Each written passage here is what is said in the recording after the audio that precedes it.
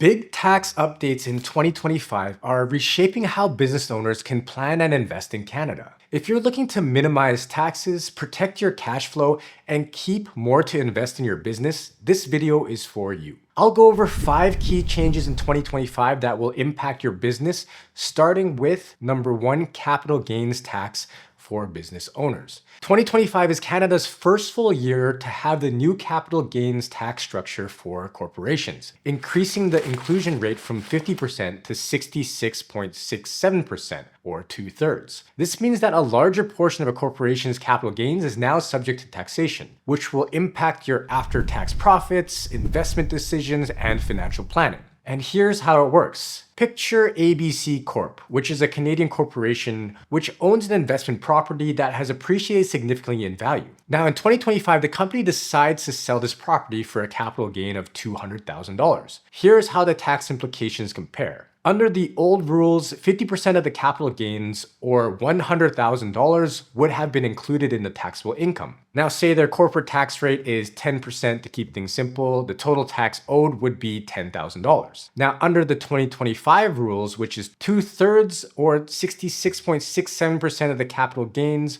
which is approximately $133,000, is included in taxable income. Now at the same 10% corporate tax rate, the tax owed increases to $13,334. This results in an extra tax liability of $3,334 compared to the old rules. Now this is a pretty big increase in tax liabilities for your business, especially for businesses that rely on capital gains, such as those investing in real estate, securities, or other assets. This shift represents a notable financial challenge. Note though that these changes do not affect sole proprietors and self-employed individuals. They will still be taxed at the regular 50% inclusion rate. This is strictly for corporations. Some planning strategies for this new inclusion rates. Here are 2 key strategies we've been focusing on with our clients. Number 1 is reassessing their investment portfolios. If your business invests in things like, say, high growth assets or stocks that create big capital gains, you will end up paying quite a bit more tax under these new rules. A simpler option could be switching to Canadian stocks that pay dividends. Why? Well, dividends often come with tax perks, like being able to get some of that tax back when you pay out dividends. Say, for example, your business earns $50,000 from high growth stocks. 2/3 of that will be taxable under the new rules. But switching to a dividend-paying Canadian stock instead could recover more tax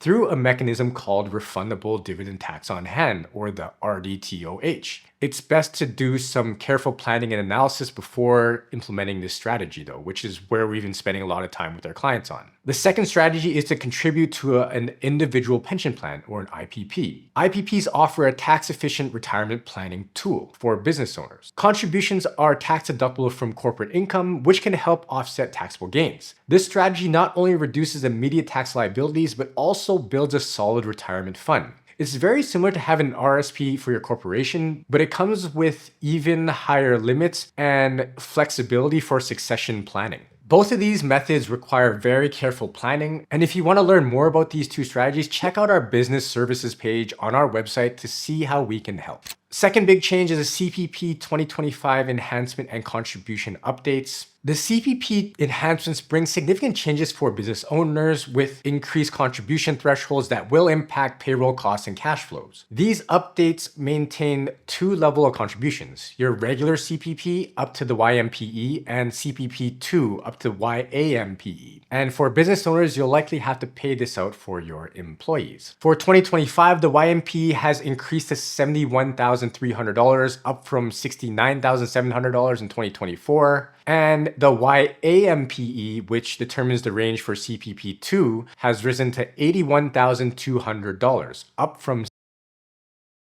in 2024. And here's how the updated contributions work in 2025. For regular CPP, contributions are calculated at a rate of 5.95% on income up to that first threshold of $71,300 for employees, which is matched by employers. If you're a self-employed person, you'll have to pay both portions for a total of 11.9%. Now for CPP2, contributions apply to income between that $71,300 and $81,200 at a rate of 4% for employees, which is also matched by employers. Self-employed individuals have to pay 8%. So taking a look at this table, Note that self-employed individuals will have to contribute both the employee and the employer portion, doubling the amount shown here. For example, a self-employed person earning over $81,200 in 2025 will contribute a total of $8,860 to their CPP, which is a pretty big amount. These changes are all about improving retirement security though, which will gradually increase the income replacement rate from 25% to 33.33% over 40 years. While that's great news for your future, the higher contribution rates mean extra costs for employers and self-employed individuals today.